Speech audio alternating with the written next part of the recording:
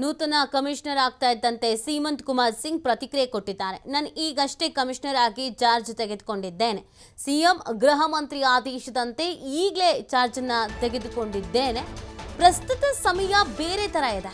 ಮುಂದೆ ಸಭೆ ಮಾಡಿ ಕ್ರಮ ತೆಗೆದುಕೊಳ್ತೇವೆ. ಸಿಟಿ ಪೊಲೀಸರು ಇದುವರೆಗೂ ಒಳ್ಳೆಯ ಕೆಲಸವನ್ನ ಮಾಡಿದ್ದಾರೆ.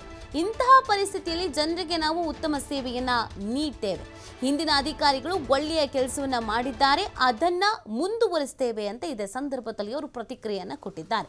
ನೂತನ ಕಮಿಷನರ್ ಆಗಿ ಆಯ್ಕೆ ಆಗ್ತಾ ಇದ್ದ ಹಾಗೇನೆ ಅವರು ಈ ಒಂದು ಪ್ರತಿಕ್ರಿಯೆಯನ್ನ ಕೊಟ್ಟಿರೋದು. ಹಿಂದಿರೋರು ಒಳ್ಳೆ ಕೆಲಸ ಮಾಡಿದ್ದಾರೆ, ಅದನ್ನ ನಾವು ಹಾಗೇನೆ ಮುಂದುವರಿಸ್ಕೊಂಡು ಹೋಗ್ತೀನಿ ಅನ್ನುವಂಥ ವಿಚಾರವನ್ನ ತಿಳಿಸಿದ್ದಾರೆ. ಮುಂದೆ ಇದಕ್ಕೆ ಸಂಬಂಧಪಟ್ಟಂತೆ ಸಭೆ ಮಾಡ್ತೀವಿ ಅನ್ನೋದನ್ನ ಕೂಡ ತಿಳಿಸಿದ್ದಾರೆ.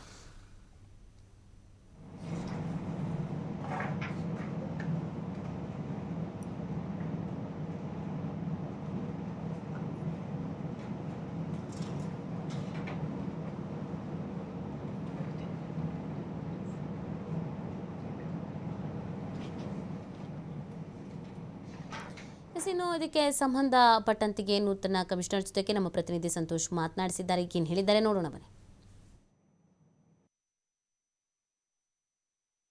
ಬೆಂಗಳೂರು ನೂತನ ಕಮಿಷನರ್ ಆಗಿ ಸೀಮಂತ್ ಕುಮಾರ್ ಸಿಂಗ್ ಅವರು ಈಗಾಗಲೇ ಚಾರ್ಜನ್ನು ತೆಗೆದುಕೊಂಡಿರುವಂಥದ್ದು. ರಾತ್ರೋರಾತ್ರಿ ಸರ್ಕಾರ ಕಮಿಷನರ್ನ ಬದಲಾವಣೆ ಮಾಡಿ ಇವರ ಮೇಲೆ ಜವಾಬ್ದಾರಿಯನ್ನು ಕೊಟ್ಟಿದೆ. ಯಾವ ರೀತಿಯಾಗಿ ಜವಾಬ್ದಾರಿಯನ್ನು ನಿರ್ವಹಿಸ್ತಾರೆ ಅಂತ ಅವ್ರನ್ನೇ ನೇರವಾಗಿ ಮಾತಾಡ್ಸೋಣ. ಸರ್, ಮೊದಲನೇದಾಗಿ ನಿಮಗೆ ಕಂಗ್ರ್ಯಾಚುಲೇಷನ್ ಆ್ಯಂಡ್ ವೆಲ್ಕಮ್.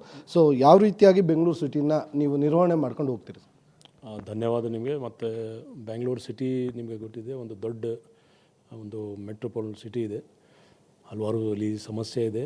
ಬಟ್ ಆ ಸಮಸ್ಯೆಗೋಸ್ಕರ ಏನು ನಮ್ಮ ಪೊಲೀಸ್ ಸ್ಟ್ರೆಂತ್ ಇದೆ ಮತ್ತು ನಮ್ಮ ಶಕ್ತಿ ಇದೆ, ಮಿತಿ ಮೀರಿ ನಾವು ಕೆಲಸ ಮಾಡಿ ಖಂಡಿತ ಬ್ಯಾಂಗ್ಳೂರು ಸಿಟಿ ಪೊಲೀಸ್ಗೆ ಒಳ್ಳೆಯ ಹೆಸರು ತರಲಿಕ್ಕೆ ನಾವು ಪ್ರಯತ್ನ ಮಾಡ್ತೀವಿ.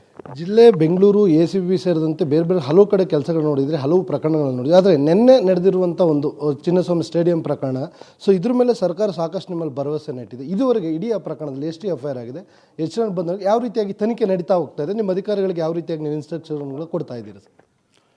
ಈ ಕೇಸ್ ಭಾಳ ಒಂದು ಇಂಪಾರ್ಟೆಂಟ್ ಕೇಸ್ ಇದೆ. ಈ ಕೇಸಲ್ಲಿ ಕೆಲವರು ಕೆಲವು ಟೀಮ್ ಮಾಡಿದ್ದೀವಿ. ನಾವು ಬರೋದಕ್ಕಿಂತ ಮುಂಚೆನೇ ಟೀಮ್ ಆಗಿತ್ತು. ನಾವು ಅರೆಸ್ಟ್ ಮಾಡ್ತಾಯಿದ್ದೀವಿ, ಕ್ರಮ ತಗೊಳ್ತಾಯಿದ್ದೀವಿ. ಮತ್ತು ಫೈನಲಿ ಕೇಸ್ CIDಗೆ ಹೋಗಬೇಕು. ಅದಕ್ಕೆ ಮುಂಚೆನೇ ನಾವು ಏನೇನು ಕ್ರಮ ಇದೆ ನಾವು ಮಾಡ್ತಾಯಿದ್ದೀವಿ. ಈಗಾಗಲೇ ಸರ್ಕಾರ CIDಗೆ ಪ್ರಕರಣವನ್ನು ಹಸ್ತಾಂತರ ಮಾಡ್ತೀವಿ ಅಂತ ಹೇಳಾಗಿದೆ. ಅಫಿಷಿಯಲಿ CID ಅಧಿಕಾರಿ ತಮ್ಮನ್ನ ಭೇಟಿಯನ್ನು ಮಾಡಿ ಏನಾದರೂ ಫೈಲ್ನ ಟ್ರಾನ್ಸ್ಫರ್ ಮಾಡುವಂಥದ್ದು ಇಲ್ಲ, ಈಗಾಗಲೇ ನೀವು ಕೆಲವ್ರನ್ನ ಬಂಧನ ಮಾಡಿದ್ದೀರಾ, ನೀವು ಚಾರ್ಜ್ ತೊಗೊಂಡಿದ್ದು ರಾತ್ರಿ ನೈಟ್ ರೌಂಡ್ಸ್ ಮಾಡಿದ್ದೀರಾ, ಕೆಲವು ಆರೋಪಿಗಳ ಬಂಧನ ಆಗಿದೆ. ಸೊ ಅವ್ರನ್ನ ಹಸ್ತಾಂತರ ಮಾಡಬೇಕಂದ್ರೆ ಯಾವ ರೀತಿ ಪ್ರೋಸೆಸ್ ಇರುತ್ತೆ ಸರ್? ಇಲ್ಲ, ಪ್ರೋಸೆಸ್ ಭಾಳ ಸಿಂಪಲ್ ಇದೆ. ಎಲ್ಲ ಬೇರೆ ಕೇಸ್ ಕೂಡ CID ಸುಮಾರು ಕೇಸಸ್ ಹೋಗ್ತಾಯಿದೆ, ಇಂಪಾರ್ಟೆಂಟ್ ಕೇಸಸ್ ನಮ್ಮ ಸರ್ಕಾರ ಮತ್ತು ನಮ್ಮ DG and IG ಅವರ ಆದೇಶ ಮೇಲೆ. ಸೊ ಇದು ಕೂಡ ಕೇಸ್ ಹೋಗುತ್ತೆ. ಬಟ್ ಅದಕ್ಕೆ ಮುಂಚೆ ನಾವು ಏನೇನು ಮಾಡಬೇಕು ಅದು ನಾವು ಮಾಡ್ತಾಯಿದ್ದೀವಿ. ಕೆಲವ್ರಿಗೆ ಬಂಧನ ಮಾಡಿದ್ದೀವಿ, ಕೆಲವರು ಪ್ರೊಡ್ಯೂಸ್ ಕೂಡ ಆಗ್ತಾಯಿದೆ. ಅವರು ಡೀಟೇಲಾಗಿ ನಾವು ಈಗ, ಯಾಕೆಂದರೆ ಟೀಮ್ಸ್ ಅವರು ಎಲ್ಲ ಕಡೆ ಇದ್ದಾರೆ.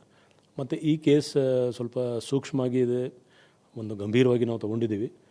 ಇಂಥ ಕೇಸ್ ಯಾಕೆ ಆಗಾಯಿತು ಅದರ ಬಗ್ಗೆ ಒಂದೇ ದಿವಸದಲ್ಲಿ ಏನು ಹೇಳಲಿಕ್ಕೆ ಆಗಲ್ಲ.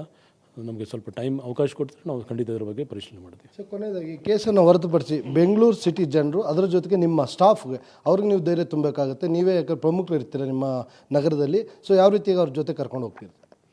ನಾವು ಯಾವಾಗಲೂ ನಮ್ಮದು ಗುರಿನ ನಾವು ಏಮೆ ಇಟ್ಕೊಂಡಿದ್ದೀವಿ. ಪೊಲೀಸಲ್ಲಿ ನಾವು ಟೀಮ್ ವರ್ಕ್ ಮಾಡ್ತೀವಿ. ಈಗ ಸಹ ಕೂಡ ಟೀಮ್ ವರ್ಕ್ ಮಾಡಿದರೆ ಖಂಡಿತ ಯಾವುದೇ ಸಮಸ್ಯೆ ಬರಲ್ಲ. ಅದರಲ್ಲಿ ವಿಶ್ವಾಸ ಇದೆ ನಮಗೆ. ಸೊ ಕೇಳಿದ್ರೆ ಇಲ್ಲಿಷ್ಟು ನೂತನ ಕಮಿಷನರ್ ಆಗಿರುವಂಥ ಸೀಮಂತ್ ಕುಮಾರ್ ಅವರ ಮಾತುಗಳು. ಕ್ಯಾಮ್ರಾ ಪರ್ಸನ್ ಲೋಕೇಶ್ ಜೊತೆ ಸಂತೋಷ್ ಪಟೇಲ್, TV5 ನ್ಯೂಸ್, ಬ್ಯಾಂಗ್ಳೂರು.